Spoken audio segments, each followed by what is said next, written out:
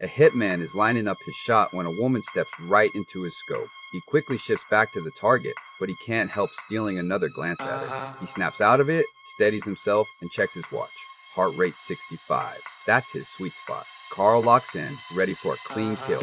He's never missed before. The moment the target reappears in his sights, Carl pulls the trigger. But at the worst possible second, the woman shifts and catches the bullet. Carl tries to fire again, but the bodyguards have already spotted his position and yanked the curtain shut. A top-tier sniper usually gets one shot. Carl packs up his rifle and picks up every piece of trash around him. He throws on a helmet, heads downstairs, and hops on a motorcycle. Police cars are already rolling in, but Carl slips out through a side street. He dumps the magazine, ditches his gear, and tosses the helmet into a river. Every trace of the job gone.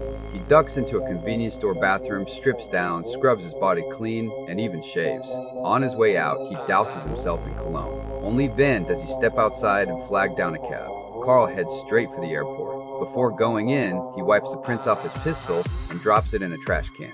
At security, he notices a police dog staring right at him. He's already cleaned up, but he's not about to bet against the dog's nose. He ditches the flight. Back in the restroom, he scrubs his skin all over again. He even wipes down the sink he touched. Then he books a different flight. Just as he's about to board, his boss calls. Carl knows the deal. When you botch a hit on a high-profile target, sometimes the client has the shooter eliminated. He could be hunted from both sides now. He hangs up, pulls the SIM card, and crushes the phone under his foot. Even on the plane, he doesn't relax. He scans the cabin and notices a man who seems to be watching him. The second they land, Carl pulls out a fake ID and books a connecting flight. The man books one too. They end up in the same terminal. Carl is now certain he's being followed. He rebooks for the next morning. He checks into an airport hotel and orders dinner. He confirms it's room service before opening the door, standing off to the side. He's not actually hungry. He needs weapons. He balances a glass on the door handle and sets a plate against the door. If anyone pushes it open, the glass falls and makes noise. He takes the steak knife, sits in the chair across the room, and kills the lights. The night passes without incident. Carl boards his flight. Back in the Dominican Republic, his car is waiting outside the airport. On the road, he stays sharp. He keeps switching routes and never drives alongside another car. A window could roll down and a gun barrel could come out at any second. After a full day of detours, Carl finally makes it home. But at the front door, he spots two large footprints, way too big to be his wife's. Next to them, a pile of cigarette butts. Someone was staking out his house. This isn't a burglar style, it's a killer's. Carl grabs the pistol from his car, vaults over the gate, and moves toward the house through the bushes. More footprints near the building. Whoever it was went inside. He rushes in. Rock music is blaring. His wife is nowhere. He runs to the bedroom. The place is trashed. Blood on the walls. He calls his wife.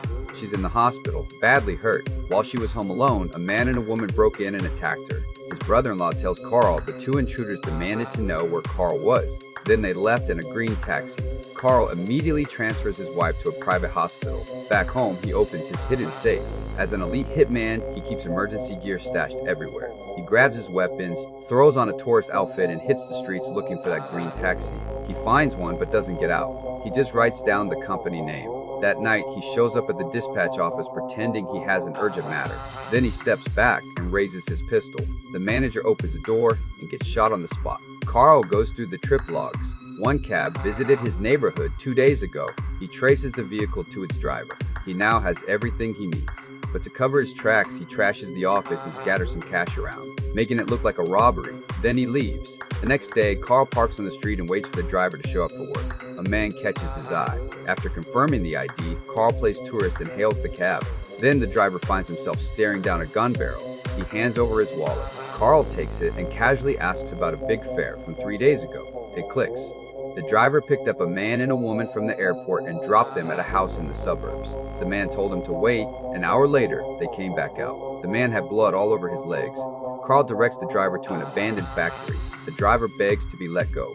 Carl puts a bullet in him and walks away like nothing happened. Carl switches identities. He's going after his boss personally. He rents a car and drives to his weapons cache. He grabs what he needs and slaps a fake plate on the car. Then he hits a supermarket for an oversized trash bin and some cleaning supplies. He stakes out his boss's office building. Security cameras. A spring-loaded lock on the door. He's figuring out how to get in when a delivery guy walks up. The second the courier enters, Carl rolls the trash bin in right behind him. They ride the elevator up. The courier steps out. Carl follows, pretending to check a directory sign.